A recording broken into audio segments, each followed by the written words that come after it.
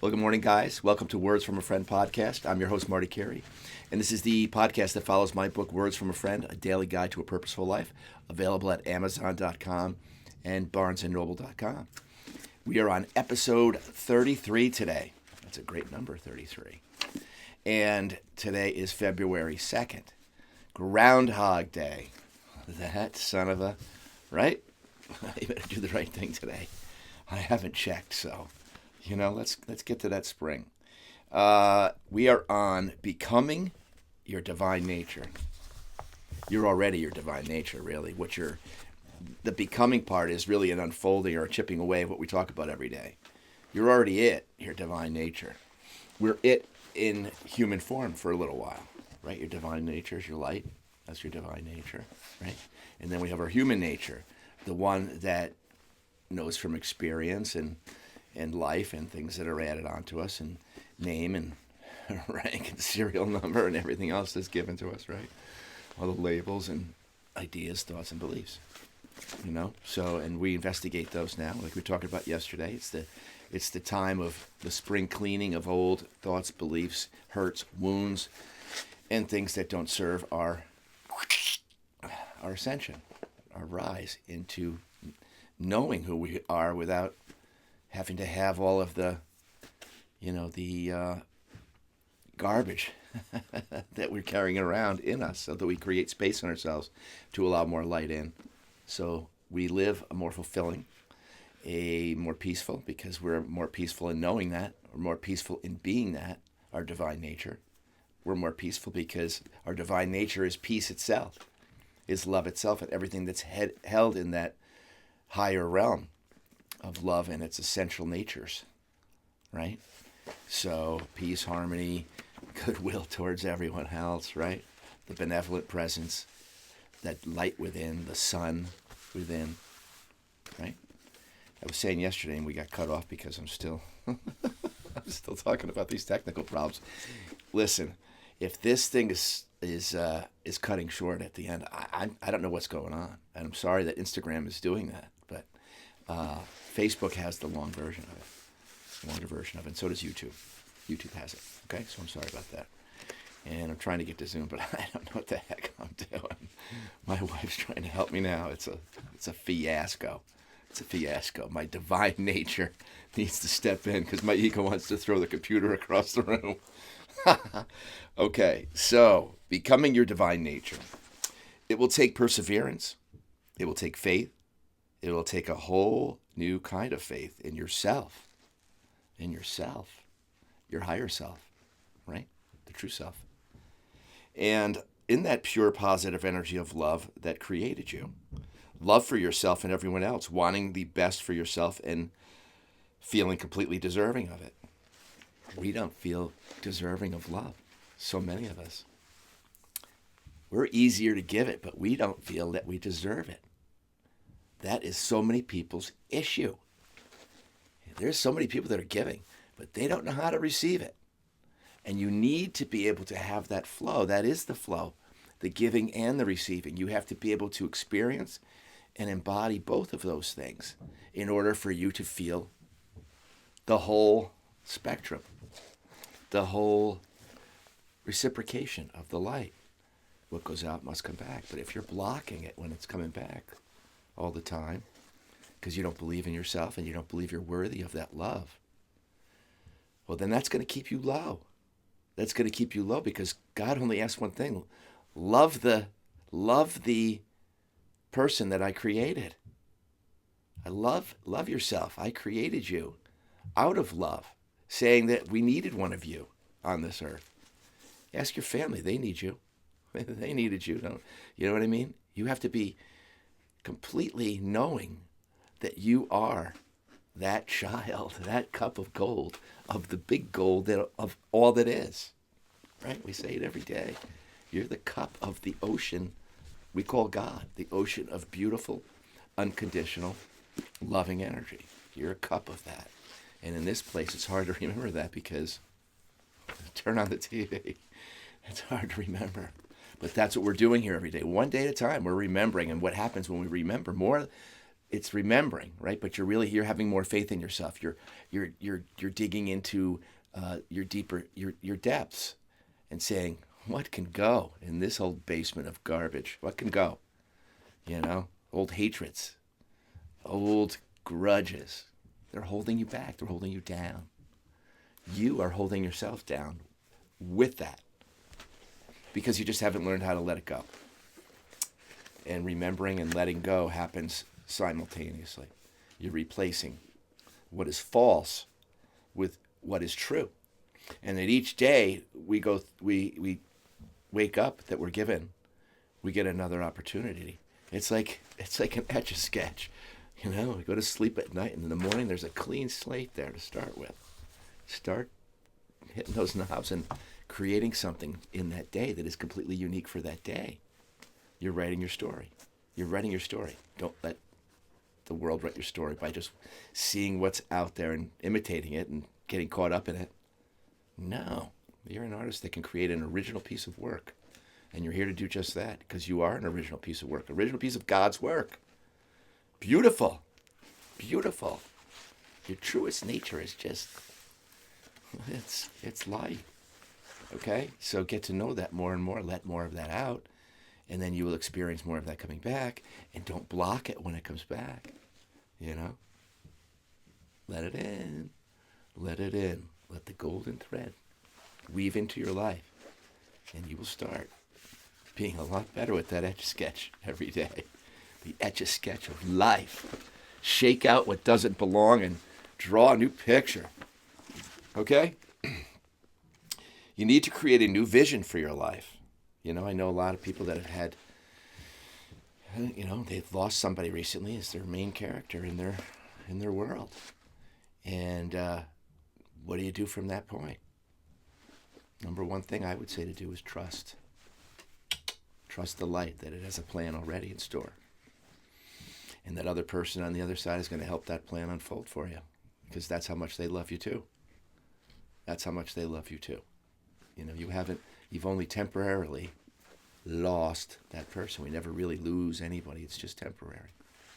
Temporary parting. That's it. And then we see each other again. All right? That love never dies. Never dies. And this is the place that we hold it. This is our holy grail, our vault of love. It's the same place we need to give from, not just hold it in there and waste it. No. The sun, I was saying yesterday, and one of the things that got cut off on this stupid computer is that the sun doesn't say to us, you owe me for shining on us and growing our plants and our harvest. That's nature. That's God in the sky. It's just like the trees. Everything is God's beautiful energy, right? And that sun, that's a beautiful symbol of God's light, God's warmth, and the ability to signal us for growth. They say, it's okay, come on, let's go. Time to grow. I know this has been hard. But I'm with you, they're with you, and we've got a new life to create. For as long as you're here, you're going to be creating. So create in your favor. Create in your favor what you like to do, what you want to do. Maybe you haven't been able to do some of these things, and now it's time to plant some new seeds. Plant some new seeds every day of new experience. We're here to have experiences and have new ones that you haven't done. That's what really sparks life again for you. That's what sparks life again. Okay? You know, grieving's going to take as long as grieving takes. But they want you to, you know, not sit in it. They want you to move, and they're with you the whole way. They're with you the whole way. They're right there. It's just that they're in such a high state of energy that we can't see them with our human eyes. That's it. That's the only thing that changes. We drop the body, and our light has an astral body, and we all know each other, and nothing like that. Our love for each other never changes. We know each other for eternity. For eternity. Okay? So what you're going through now when you've lost somebody it's hard. Man, I know. But it is something that we get through. And you will get through it. Do not doubt that. And this is part of believing in yourself. It's part of believing in God, that he has a plan for you.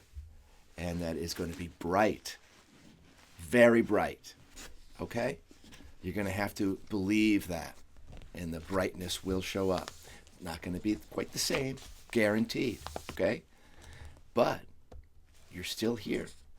You still have purpose. And we all know what that purpose is. Especially now, we know what it is. Carry that light of theirs and add it to yours and shine it. Shine it. Okay? That's your gold. You'll need to create a new vision for your life. One that includes big, exciting things, new directions, and creativity. Above all, you'll need and want to tap into your sea of enthusiasm and be intentionally consistent in it. You may not feel like being enthusiastic, right? You may not feel like that, but it's a step-by-step climb back up. It is. That's what it always is. Get back up. That first step is you're already back up. You may get back down. Get again and again, and you will see that the pull of the light will pull you forward once you start saying yes to it. It'll pull you. And then it'll pull you to do new things and put a smile on your face again. Okay? Laugh again. Do those things again. It's going to happen. Okay? Let it happen tomorrow. Let it happen right now. Let it happen right now. Smile on that face. Okay? All right. You'll need to become an astute student of your own ego and all the lies, misperceptions, and half-truths it tells you and leads you to act upon. You need to know the truth so you can easily detect the lies that you used to believe. Yeah, we all have those. Part of your everyday life will begin dispelling and releasing those old lies and lower energy thoughts. You know, your thought life is just as important as your gym life. Your thought life is the cardio and the weights of the mind. It is. You know, you should be in the gym of the mind, a mind gym every day. That's what mindfulness really is. It's the workout every day to, you know, get rid of the flab that no longer belongs and, you know, construct the new inner you. Because that new inner you is going to construct a whole new outer world for you. That's how it works. It's always an inside-out job. What's in, good stuff out, it's going to come back to your doorstep. And you learn how to do that sometimes because that may not have been how you were raised or your way, or this may be completely new stuff for you, and you go, what the heck is this guy talking about? You know, you don't know from where you are, right? But that stuff for me has been time-tested. Look at this gray hair I have, right? It's time-tested. Energy, your energy. And when you learn to wield it in the right ways, for the right reasons, with the beautiful intentions, that's when things start to work for you, okay? Because you're using God's way, the great way, the flow, the universal flow. You're in it. You're aligned with it. You know, you're not doing shady stuff and getting over on people, and because that's just you in another disguise, and that stuff's going to come back to you. It does. That's what happens. You know, you think you're getting away with stuff for a little while, and then all of a sudden, bam. You know, no, sir. No, sir. God's got a bigger, brighter, more beautiful plan for your life. You know, and we want to spend it doing small little stuff that isn't serving others. It may make us money, but it's not serving others really.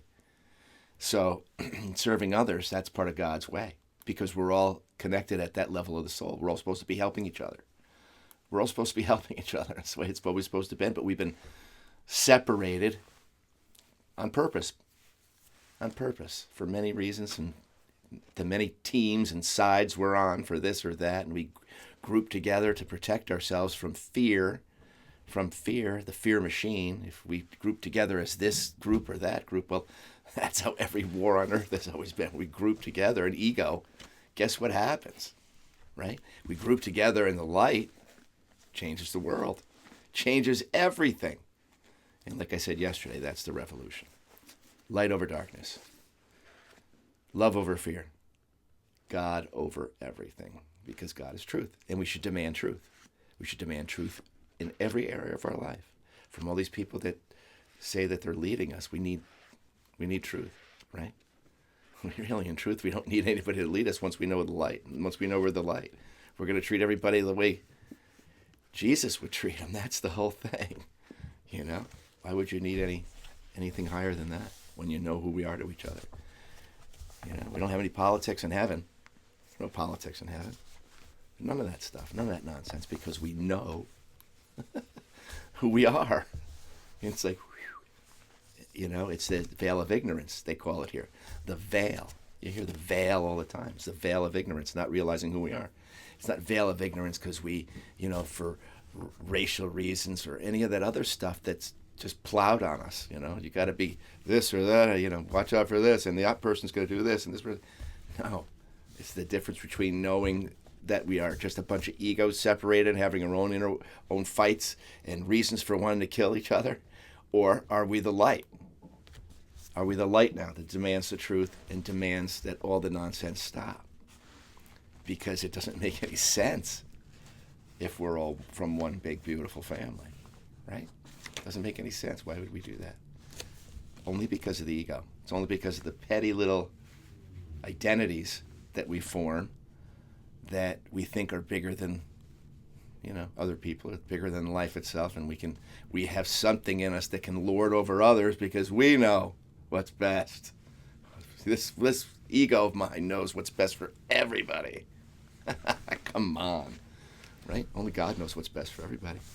It's called love, and we're learning to wield it the way it should have been wielded, right?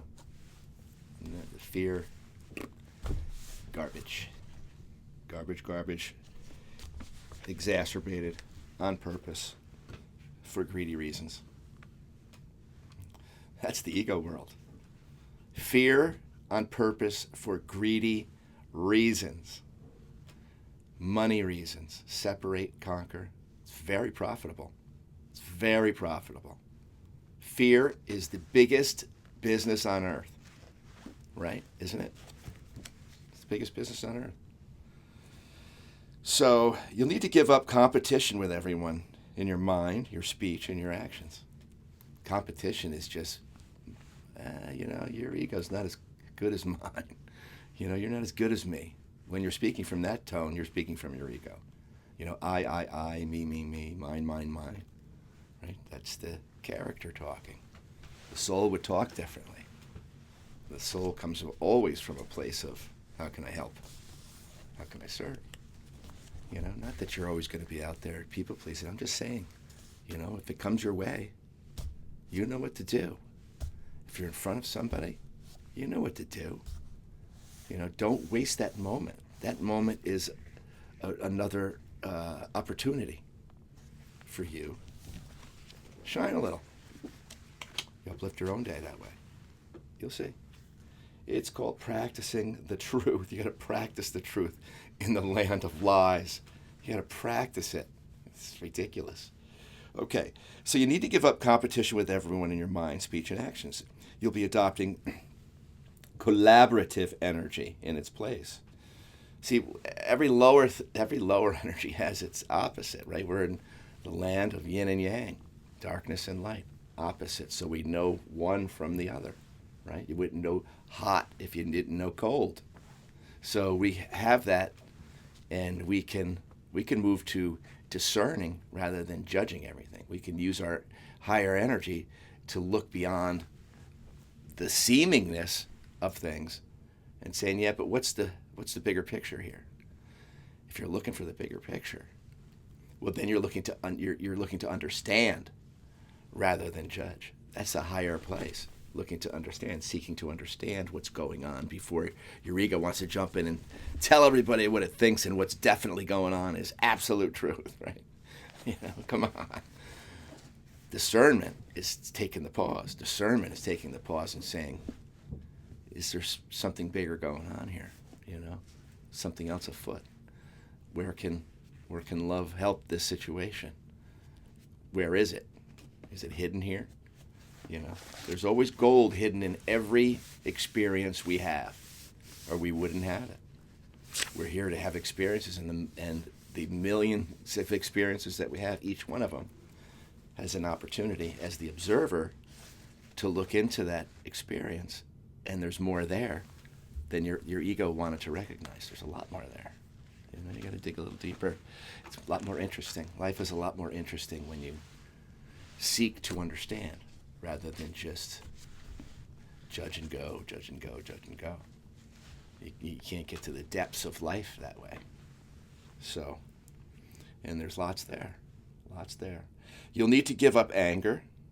Not give it up, but you're going to need to certainly tame that beast, because anger is just saying you have needs that you can't meet any other way than that angry way, when that is just not true.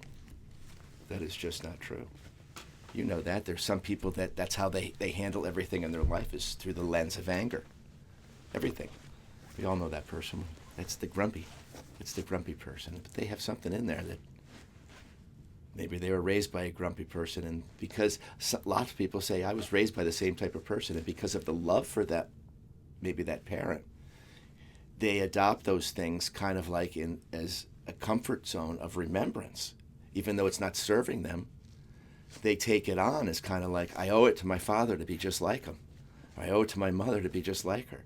When a lot of things that they struggled with weren't good for them either, and you may be adopting those ways, right?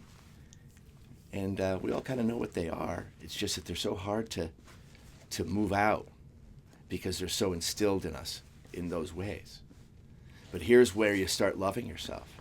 You love yourself into saying, it's okay it's okay. It's not loving my parent if I see that they struggled with these mistakes too, and I don't need to go down that road. I can completely transform my life through my life and discard the things that they may have wanted to discard. I can do that now. And I'm going to help my children by discarding those things so that they don't carry them unwittingly, unconsciously, and in thinking that in reverence to me, that they've got to have some bad habit that I couldn't get rid of, right? No. Nope. Your parents only, in the truth of truth, they just want love for you, and they want the best for you. So all parents want their kids to go past what they did.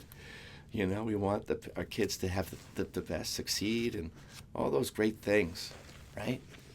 So the basis for all of that is letting them know how much they're loved, okay, so that they carry that most cherished gold as their way. That's it. You know, don't let the words not spill out of your mouth. Let them spill out all the time. Okay? Okay, so let's see. You'll need to give up your anger, envy, martyrdom, right? Martyrdom and complaining. Our ego loves to do that. Woe is me, right? A victim. You know, yes, we all suffer. We all suffer. And it sucks. It sucks. But if you stay in self-pity and martyrdom, you've just given your power over to your ego, and that's just going to sink you. You know, your power doesn't come from your ego to rise. The only power to rise comes from your spirit, from your soul, from that spirit that always says, let's get up, can do. God says, yes, can do. And we're going to get back up into that saddle, and we're going to ride again. We're going to ride again, right? That's God. God is ride again energy. Ego is, we don't have to ride at all. Let's just stay in this slump and this rut and this horrible mindset. Nope. No. Not this year, baby. No. And that's what you say to it every time. Even with a chuckle in your voice, because that chuckle in your voice tells you it's just not a real thing. It's just your old conditioning, your old habits, and your old ways. No, not today, Mr. Angry Bastard. No. I'm approaching from a different angle. I'm going to take a breath. I'm going to go outside, and I'm going to recalibrate myself. I'm going to recalibrate. Try a new way. After this year of trying this new way of being consistent, you're going to be easier about life.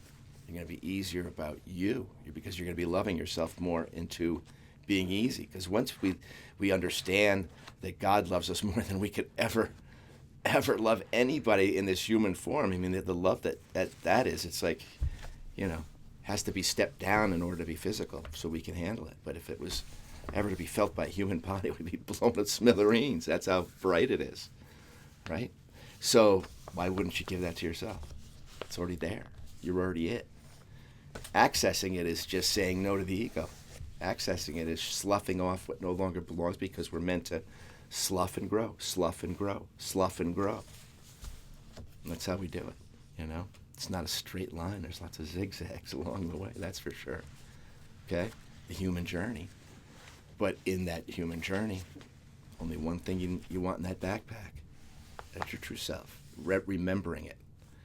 You want to pack remembrance every day. You wake up and you remember that I am not that old character I've been playing.